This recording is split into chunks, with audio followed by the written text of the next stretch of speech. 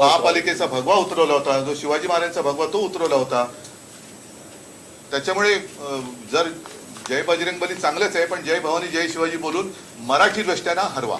तो मुख्यमंत्री एक सवाल ये है कि जिस तरह से शरद पवार साहब ने जो टाइमिंग हम देख रहे हैं कि लोकसभा विधानसभा पुतळा तिथला हटवले आहे ना. हाँ, लोकसभा और विधानसभा चुनाव के पहले इस तरह का फैसला करना, क्या आपको लगता है कि विपक्ष जो एक साथ आने की कोशिश कर रहा था उसको कहीं ना कहीं एक बड़ा झटका लग सकता है? मैं इस बारे में अभी कुछ कहना नहीं चाहूंगा. और जैसे मैंने पहले कहा कि मेरी ओर से ये जो एकता होने जा रही है उसे कोई ठेस या नुकसान होगा ऐसे मैं कुछ करूंगा नहीं. लेकिन साथ ही साथ ये भी कहूंगा कि अब जितने सारे विपक्ष हैं, सिर्फ विपक्ष शब्द का अर्थ अलग होता है. देश में तानाशाही नहीं चलेगी, तानाशाही नहीं आनी चाहिए, ऐसे मानने वाले लोगों का अब इकट्ठा आना शुरू हुआ है. उसको कोई रोक नहीं सकता.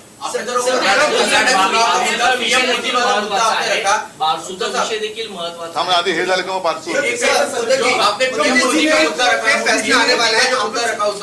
नाही. एक कोणतरी विचारत मोदी का जो मुद्दा आपने रखा कि उन्होंने बजरंगबली के नाम का इस्तेमाल वहाँ पर किया कर्नाटक चुनाव में, क्या आपकी मांग है कि वहाँ के चुनाव आयोग ने प्रधानमंत्री? सुनिए, बहुत साल पहले की बात मैं बताना चाहता हूँ. उस वक्त माननीय हिंदू हृदय सम्राट बाला साहब जी का मतदान करने का अधिकार छीन लिया गया था. ये डेमोक्रेसी में कैसे किया जा सकता है पता नहीं मुझे. क्यों? क्योंकि उन्होंने हिंदुत्व का प्रचार किया था. हिंदुत्व का प्रचार उस वक्त बाला साहब ने किया था तो गुनाह हुआ था और उनका मतदान का अधिकार छीना गया था. अब शायद प्रधानमंत्री जी ने कहा है जय बजरंगबली कहो और मतदान करो, तो शायद उस कानून में कुछ बदलाव आया होगा, मुझे नहीं पता. लेकिन अगर जय बजरंगबली तो हमारा ही है. कर्नाटक चुनाव में बजरंग दल या बजरंगबली का उल्लेख करने की आवश्यकता नहीं थी. जनता की हित की बात होनी चाहिए थी. लेकिन अगर प्रधानमंत्री ऐसे कहते कि जय बजरंगबली कहकर आप मतदान करिए, तो मैं मेरे जितने सारे वहाँ मराठी भाषिक माताएं हैं, भाई हैं, उनको सबको कहता हूं कि आप जय भवानी जय शिवाजी कहकर जो भी आपके ऊपर अत्याचार करने वाले हैं उनको पराभूत करें. ये मुद्दा शुरू हुआ है, कांग्रेस ने ये अपने इसलिए मैंने कहा ना, इसलिए मैंने कहा कि बजरंग दल या बजरंगबली की आवश्यकता नहीं थी. आप चुनाव लड़ते हो तो लोगों की हित की बात करो. ना ही कांग्रेस को आवश्यकता थी बजरंग दल के बारे में बात करने की. और उसके ऊपर प्रधानमंत्री जी ने भी यही कहने की आवश्यकता नहीं थी. बजरंग बली तो बलवान थे ही, अपना बल का क्या? खुद का बल दिखाओ ना. वो चाहे कांग्रेस हो या भाजपा हो, खुद का बल दिखाओ. और उस बल का उपयोग हमारे मराठी भाषियों के ऊपर किया जा रहा है तो उसका हमें पराभव तो करना ही होगा. नहीं, मैं इस बारे में कुछ कहीं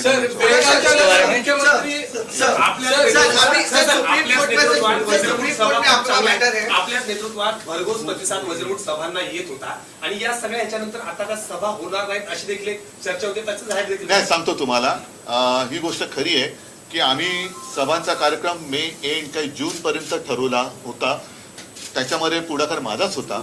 परंतु गेल्या 15 दिवसापूर्वी जे घडलं त्याच्यानंतर ह्या सभा घेणं हे थोडंसं एक विचित्र वाटायला लागलं. कारण संध्याकाळची जरी सभा असली तरी दुपारपासून लोक येऊन बसतात. म्हणून आता परवाची माझी 6 तारखेची सभा ही 1 महिना आधी ठरलेली आहे, त्याला मी जातो आहे. मात्र आता आम्ही ह्या सभा पुढच्या थोड़सा मे महीना थांबून पुन्हा सुरू करायचा का याचा विचार आम्ही करतो. अभी बात हुई है शरद पवार जी से? अभी नहीं की. सभा को लेकर कोई बात हुई है शरद पवार जी से? नहीं, अभी तो उनके बीच में जो चल रहा है वो होने दो पूरा. सर सुप्रीम कोर्ट में आप लोग मैटर चल रहे हैं, आप लोग बहुत कॉन्फिडेंट है कि सुप्रीम कोर्ट का जो ऑर्डर है आप हम न्याय की अपेक्षा कर रहे हैं. कॉन्फिडेंस का मतलब उसी समय एनसीपी में एक बड़ा घोटाला रहता है, शरद पवार जी रिजाइन कर देते हैं. इन दोनों मुद्दों को देखते हुए लग रहा है कि 2019 का मैटर फिर से दोबारा एनसीपी का मुद्दा सुप्रीम कोर्ट में कहाँ है? हमारा मुद्दा है. आपका मुद्दा है, लेकिन अगर आपके फेवर में आता है तो ये अपन 2019 में देखो, ये अगर मगर की बात क्यों करें हम? रुकिए ना, जो कुछ होगा, जो होने जा रहा है.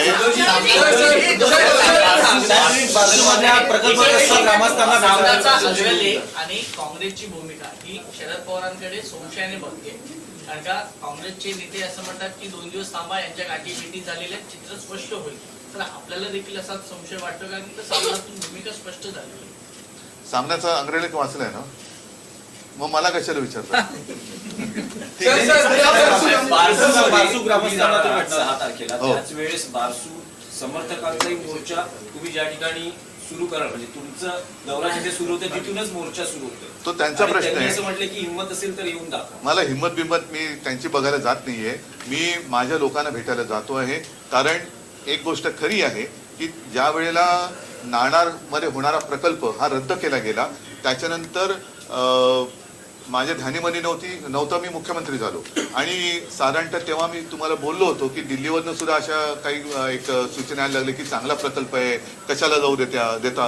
मग आता हे सुद्धा जे तिकडे जे उद्या मोर्ची बिर्ची काढण्यात ज्यांचा पुढाकार आहे असं म्हटलं त्यांनी माझ्याकडे आग्रह धरला की कोकणामध्ये चांगला प्रकल्प. म्हटलं बघा शेवटी असं आहे की या प्रकल्पाबद्दल विचित्र मतं किंवा त्याच्या विरोधातली मतं ही प्रसिद्ध झालेली आहेत. रिफायनरीमुळे प्रदूषण हे मला महाराष्ट्रामध्ये काही परवडणारं नाही. पण त्याच वेळेला मी जाहीर केलं होतं की जिथे कुठे हा प्रकल्प त्याचं स्वागत होत असेल तर तिथे त्यांनी घेऊन जावा. प्रश्न असा आहे की हे आमचं सरकार यांनी पाडल्यानंतर गेल्या 6-8 महिन्यामध्ये महाराष्ट्रात येणारे चांगले प्रकल्प मग ते वेदांत फॉक्सकॉन असेल आणखीन काही असेल हे सगळे गुजरातकडे वळवले. म्हणून मी नाणारच्या वेळेला बोललो होतो तेच माझं मत आजही ठाम आहे की केवळ माझं पत्र आज तुम्ही घेऊन नाचवताय तिकडे तर माझ्याच काळामध्ये येऊ शकणारे प्रकल्प तुम्ही जाऊ का दिले. आणि म्हणजे याचा अर्थ असा आहे का की महाराष्ट्राकडे राख आणि गुजरातमध्ये रांगोळी असं मी ठरायचं का. आणि मग असं जर असेल तर कोणी कोणाच्या सुपाऱ्या घेऊन याला मला विरोध करण्यापेक्षा लोकांची बाजू घेऊन प्रकल्पाला विरोध करा. जर नाही तर मग प्रकल्प एवढा चांगला असेल तर जे मी ठरवलं होतं की लोकांसमोर जाऊन त्या प्रकल्पाचं सादरीकरण करायचं की जेणेकरून जर का त्यांचे गैरसमज असतील एक तर तुम्ही दूर करा आणि ते दूर करता येऊ शकत नसेल तर प्रकल्प दूर करा. मग त्याच्यासाठी लाठीमार करून आणि पोलीस बंदोबस्त डोक्यावरती बंदूक टेकून तुम्ही परवानगी घेताय आणि प्रकल्प चांगले सांगताय याला काय अर्थ आहे. आणि दुसरी गोष्ट उद्या समजा काय करतील ते त्यांना त्यांचं करू दे. कोणाची बाजू घेऊन येत आहे. कारण तिथल्या जमिनी ज्या आहेत त्या सगळ्या उपऱ्यांनी विकत घेतलेल्या आहेत. तुम्ही उपऱ्यांची सुपारी घेऊन माझ्याशी लढायला येत आहे का. माझ्या भूमिपुत्रांसाठी माझ्या भूमिपुत्रांच्या घरादारावरती तुम्ही उपऱ्यांचा वरवंटा फिरवत आहात का. कशा काय त्यांनी जमिनी तिकडे घेतल्या. नाही पण सरकारचं असं म्हणणं आहे की फक्त सध्या तिथे सॉइल टेस्टिंग सुरू आहे. कुठल्याही प्रकारचा निर्णय घेतला नाहीये ना. टेस्टिंग झाल्यानंतर लोकांशी बोलून आम्ही संवाद. हो पण मग हे पोलीस बळ वापरून काय करताय तुम्ही. लोकांसमोर जा ना. जसं मी चाललेलो आहे तसं तुम्ही जा. तुम्ही लोकांमध्ये जा. मला अडवण्यापेक्षा लोकांमध्ये जाऊन त्यांचे जे काही प्रश्न असतील त्याला उत्तर द्या.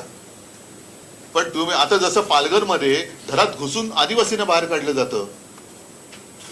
हा ही कोणती लोकशाही. आणि म्हणूनच मी जे म्हटलं ना मी मोदींच्या विरोधात नाही या हुकुमशाही वृत्तीच्या विरोधात आहे. नाही पण उद्धव साहेब बारसूची जागा तुम्ही सुचवली त्यावेळेस तुमच्यावर म्हणजे आग्रह होता की तुमच्यावर दबाव होता. दबाव विभाव नाही आग्रह होता. आणि प्रामाणिकपणाने सांगतो कारण मला खोटं बोलता येत नाही.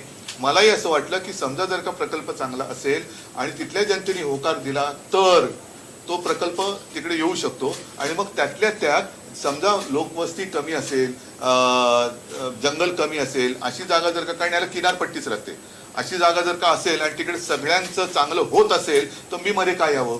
पण आता जसं मला दिसतंय की लोकांच्या मनात शंका आहेत प्रश्न आहेत ते त्या प्रश्नाची उत्तरं म्हणजे आपल्याकडे असं झालेलं आहे की प्रश्न कोणी विचारायचेच नाही. प्रश्न विचारला का मार ठोक आणि तुरुंगात टाकून दे. मग ते कोणाही बद्दल असो अडणींबद्दल असो किंवा कोणाही बद्दल असो प्रश्न विचारला की त्याला नामशेषच करायचा असं नाही चालत. जर त्यांच्या मनात प्रश्न असतील आणि त्यांची जागा आहे ती तिथले भूमिपुत्र आहेत त्यांच्या प्रश्नांना उत्तरं मिळालीच पाहिजेत आणि प्रश्न विचारण्याचा त्यांचा हक्क आहे अधिकार आहे. उद्धव सर ये जो किताब शरद पवार जी ने लिखा है उसके बारे में आपके बारे में भी कई सारी बातें मैंने कहा ना पहले भी कहा. सर, अरे किताब तो मराठी में है ना. सर हिंदी में जानना चाहिए. पहले हिंदी में किताब आने दो फिर मैं हिंदी में मुख्यमंत्री असे बोलले होते बेळगावच्या चळवळीत मला जेलमध्ये मी गेलो होतो मात्र आपल्याकडे जी यादी आली होती त्यावेळी त्यामध्ये मुख्यमंत्र्यांचं नाव नाही. मग नेमके ते कोणत्या जेलमध्ये होते मला माहित आणि नाही. कोणत्या चळवळीत होते? नाही जेलमध्ये गेलो होतो असं म्हणाले असतील असं नाही मला वाटत की कदाचित तिकडे गेले नसते तर जेलमध्ये जावं लागलं अशी त्यांना भीती वाटते असेल. ठीक आहे चला. आरोप केलेला आहे तुम्ही लास्ट क्वेश्चन हिंदी अनेक विषयांवर चर्चा झाली असं आपण म्हणू शकतो, पण त्या चर्चा काय आहे त्या बंद दाराआडच आहे. राजकीय राजकीय चर्चा आहे. जरी बिहार हे राजकारणाचं सध्या महत्वाचं केंद्रबिंदू झाला असला तरी चर्चा राजकीय आहे. ठाकूर साहेब हे जरी बिहारचे सभापती असले विधान परिषदेत तरी त्यांचं एक महाराष्ट्राशी नातं आहे. त्यांचं शिक्षण, त्यांचं बालपण हे सगळं महाराष्ट्रावर, मुंबई, नाशिक, पुणे या भागात त्यामुळे मी माननीय उद्योजकांना विनंती करतो की त्यांचा आपण पुष्पगुच्छेतून स्वागत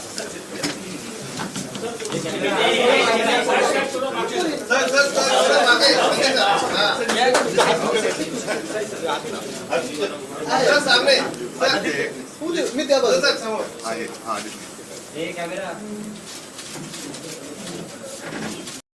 हे टेबल पद काय केलं हे गरजेचं आहे आणि म्हणूनच मला असं वाटतं की महाराष्ट्रामध्ये प्रत्येक कुटुंबाला मी त्यांच्या कुटुंबातील एक सदस्य वाटतो. मला असं वाटतं की याच्या पलीकडे यावरती मी काय बोलणं योग्य नाही.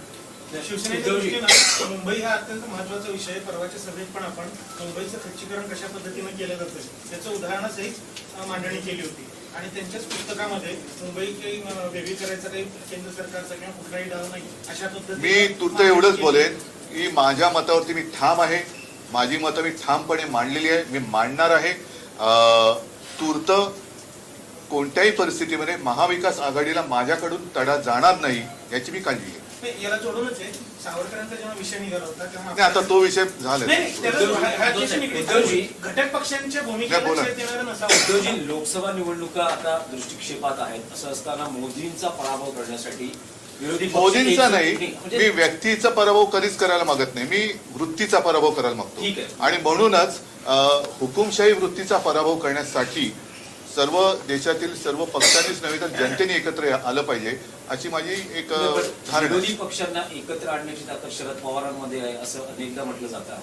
तर त्यात त्यांच्या अध्यक्षपदाच्या राजीनाम्यात जी विरोधी बघा आता पक्षांची असं आहे एकजूट आहे की त्यावर किती परिणाम आज सुद्धा बिहारचे सभापती महोदय येऊन गेले. राजकीय काही आमच्यामध्ये चर्चा झाली नाही, मी प्रामाणिकपणे सांगतो. कारण त्यांनी जर का त्यांची आणि माझी राजकीय चर्चा झाली असं जर कोणी समजलं तर कालच आपल्या विधानसभेचे अध्यक्ष हे दिल्लीत जाऊन रिजिजूंना भेटलेले आहेत. आता दोन्ही एकाच पक्षाचे आहेत.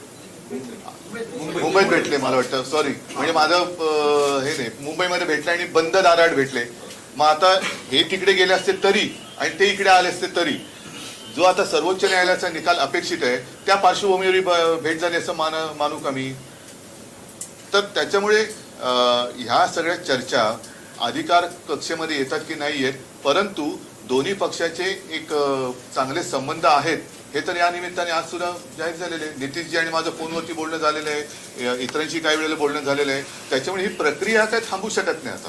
नाही, पण उद्धवजी, उद्धवजी, पवार साहेबांना- अध्यक्षपदाचा राजीनामा दिल्यानंतर राहुल गांधी, स्टॅलिन यांनी शरद पवारांशी संवाद साधला. तुमचा काही पवारांशी संवाद झालाय का? नाही, मी तुम्हाला सांगितलं तसं की प्रामाणिकपणाने पहिलं त्यांची पक्षांतर्गत जी काही घडामोड आहे त्यांना शेवटी अधिकार आहे त्यांच्या मनाप्रमाणे काय करण्याचा. दुसरं कार्यकर्त्यांना सुद्धा त्यांच्यावरती तेवढाच अधिकार आहे. कार्यकर्त्याचा सुद्धा आपल्या नेत्यावरती तेवढाच अधिकार असतो जसा नेत्याचा कार्यकर्त्यावरती असतो. त्याच्यामुळे ते त्यांना मला असं वाटतं ते सगळ्यांच्या हिताचा जो काय असेल तोच निर्णय ते घेतील. उद्धव साहेब, आपण देखील बरीच त्याच्या आणि दुसरी गोष्ट काय मी सल्ला कसा देणार त्यांना. नाही, आपण सल्ला विनंती संवाद केली का त्यांना? नाही, परत म्हणजे मी दिलेला सल्ला पचनी नाही पडला तर काय करू. आणि उद्धव साहेब, आपण देखील बरीच वर्ष राजकारणात आहात. शरद पवारांसारख्या एका व्यक्तीनं राष्ट्रीय पदावरून निवृत्त होणं एक महाविकास आता आघाडी थांबा ना, उद्या 5 वाजेपर्यंत ते काही निकाल घेतात ना. आपण हे करण्यापेक्षा त्यांचं त्यांना चालू महाराष्ट्र आत्मचरित्रामध्ये आपण समर्थन देत आहे तर दुसरीकडे महाराष्ट्रातलेच मराठी नेते हे भाजपचं एक महत्वाचा विषय काढला. खरं म्हणजे आपल्याला सर्वांना कल्पना असेल की बऱ्याच वर्षांपूर्वी शिवसेना प्रमुखांचा मतदानाचा अधिकार काढला गेला होता कारण त्यांनी हिंदुत्वाचा प्रचार केला म्हणून. आता कारण नसताना कर्नाटक निवडणुकीमध्ये मग तो बजरंग दलाच्या निमित्ताने असेल किंवा आणखीन कोणत्याही निमित्ताने असेल, मोदीजी जे म्हणालेत की मतदान करताना बजरंग बली की जय का असं काहीतरी बोलून तुम्ही मतदान करा, तर मग मी म्हणजे आता जर माननीय पंतप्रधान असं बोलले असतील याचा अर्थ निवडणूक कायद्यामध्ये बदल झाला असेल धार्मिक प्रचाराबाबत असं मी मानतो, कारण त्यावेळेला हिंदुत्वाचा प्रचार केला म्हणून माननीय हिंदू हृदय सम्राटांचा मतदानाचा अधिकार काढला होता. ते निवडणूक तर कधी लढले नव्हते, लढणार नव्हतेच, पण त्यांना निवडणूक लढायला पण बंदी केली होती. पण ज्या अर्थी माननीय पंतप्रधान तिथल्या मतदारांना बजरंगबली की जय बोलून मतदान करा असं सांगत असतील, तर मग मी तिथल्या कर्नाटक व्याप्त जो महाराष्ट्र आहे आणि तिथल्या मराठी माता भगिनींना सांगतोय की तुमच्यावरती कोणतंही सरकार आलं, कोणत्याही पक्षाचं सरकार आलं तरी भाषिक अत्याचार होतोय. तर तुम्ही सुद्धा मतदान करताना छत्रपती शिवाजी महाराज की जय बोलून किंवा जय शिवराय बोलून आपल्या मराठी माणसाची एकीकरण जी आहे, एकता जी आहे, अशा या एकजुटीला जपणाऱ्या उमेदवारालाच मतदान करा की जेणेकरून एकीकरण समितीचे उमेदवार निवडून येतील.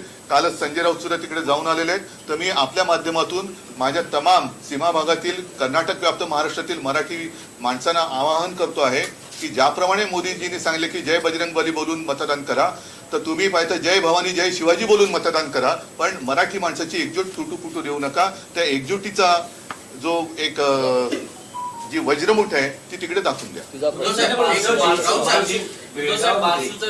बेळगावमध्ये महाराष्ट्र एकीकरण समिती सीमा भागात निवडणूक लढवते, पण काँग्रेस आणि भाजप महाराष्ट्रातले नेते जाऊन तिथे एकीकरण समितीच्या विरोधात किंवा त्यांच्या पक्षाच्या उमेदवारांचा प्रचार करतात. म्हणूनच मी म्हटलं ना की तिथल्या मतदारांनी आता ठरवलं पाहिजे की ज्याप्रमाणे परत सांगतोय मोदीजींनी जय बजरंगबली सांगितलेलं आहे, तसंच जय भवानी जय शिवाजी बोलून मराठी माणसाचं, मराठी भाषेचं हितरक्षण करणाऱ्या आपल्या एकीकरण समितीच्या उमेदवारांनाच विजयी करा. एकीकरण समितीच्या कार्यकर्त्यांनी आज मंडपीसांना सभेच्या ठिकाणी काळे झेंडे दाखवलेले आहेत. चांगलंय, निषेध करताय. हो बरोबर आहे ना, कारण काही 1-2 वर्षापूर्वीच तिथल्या छत्रपती शिवाजी महाराजांचा पुतळा रातोरात हटवला होता. म्हणजे छत्रपती शिवाजी महाराजांचा पुतळा तिथला हटवला होता. महापालिकेचा भगवा उतरवला होता. जो शिवाजी महाराजांचा भगवा तो उतरवला होता. त्याच्यामुळे जर जय बजरंगबली चांगलंच आहे, पण जय भवानी जय शिवाजी बोलून मराठी दृष्ट्यानं हरवा. मुख्यमंत्री एक सवाल ये है कि जिस तरह से शरद पवार साहब ने जो टाइमिंग हम देख रहे हैं कि लोकसभा और विधानसभा पुतळा तिथला हटवले आहे ना. लोकसभा और विधानसभा चुनाव के पहले इस तरह का फैसला करना, क्या आपको लगता है कि विपक्ष जो एक साथ आने की कोशिश कर रहा था उसको कहीं ना कहीं एक बड़ा झटका लग सकता है? मैं इस बारे में अभी कुछ कहना नहीं चाहूंगा. और जैसे मैंने पहले कहा कि मेरी ओर से ये जो एकता होने जा रही है उसे कोई ठेस या नुकसान होगा ऐसे मैं कुछ करूंगा नहीं. लेकिन साथ ही साथ ये भी कहूंगा कि अब जितने सारे विपक्ष है, सिर्फ विपक्ष शब्द का अर्थ अलग होता है. देश में तानाशाही नहीं चलेगी, तानाशाही नहीं आनी चाहिए, ऐसे मानने वाले लोगों का अब इकट्ठा आना शुरू हुआ है. उसको कोई रोक नहीं सकता. बारसूचा विषय देखील महत्त्वाचा हाँ, आधी हे झालं का मग बारसू. नहीं एक मिनट तरी विचारा. पीएम मोदी का जो मुद्दा आपने रखा कि उन्होंने बजरंगबली का नाम का इस्तेमाल वहां पर किया कर्नाटक चुनाव में, क्या आपकी मांग है कि वहां के चुनाव आयोग ने प्रधानमंत्री नहीं सुनिए, बहुत साल पहले की बात मैं बताना चाहता हूँ. उस वक्त माननीय हिंदू हृदय सम्राट बाला साहब जी का मतदान करने का अधिकार छीन लिया गया था. ये डेमोक्रेसी में कैसे किया जा सकता है पता नहीं मुझे. क्यों? क्योंकि उन्होंने हिंदुत्व का प्रचार किया था. हिंदुत्व का प्रचार उस वक्त बाला साहब ने किया था तो गुनाह हुआ था और उनका मतदान का अधिकार छीना गया था. अब शायद प्रधानमंत्री जी ने कहा है जय बजरंगबली कहो और मतदान करो, तो शायद उस कानून में कुछ बदलाव आया होगा, मुझे नहीं पता. लेकिन अगर जय बजरंगबली तो बजरंगबली तो हमारा ही है. कर्नाटक चुनाव में बजरंग दल या बजरंगबली का उल्लेख करने की आवश्यकता नहीं थी. जनता की हित की बात होनी चाहिए थी. लेकिन अगर प्रधानमंत्री ऐसे कहते हैं कि जय बजरंगबली कहकर आप मतदान करिए, तो मैं मेरी जितने सारे वहाँ मराठी भाषिक माताएं हैं, भाई हैं, उनको सबको कहता हूं कि आप जय भवानी जय शिवाजी कहकर जो भी आपके ऊपर अत्याचार करने वाले हैं उनको पराभूत करें. ये मुद्दा शुरू हुआ है, कांग्रेस ने ये अपने इसलिए मैंने कहा ना, बजरंग दल पर इसलिए मैंने कहा कि बजरंग दल या बजरंग बली की आवश्यकता नहीं थी. आप चुनाव लड़ते हो तो लोगों की हित की बात करो. ना ही कांग्रेस को आवश्यकता थी बजरंग दल की बजरंग दल के बारे में बात करने की, और उसके ऊपर प्रधानमंत्री जी ने भी यही कहने की आवश्यकता नहीं थी। बजरंग बली तो बलवान थे ही, अपना बल का क्या, खुद का बल दिखाओ ना, वो चाहे कांग्रेस हो या भाजपा हो, खुद का बल दिखाओ। और उस बल का उपयोग हमारे मराठी भाषियों के ऊपर किया जा रहा है, तो उसका हमें पराभव तो करना ही होगा। उधर से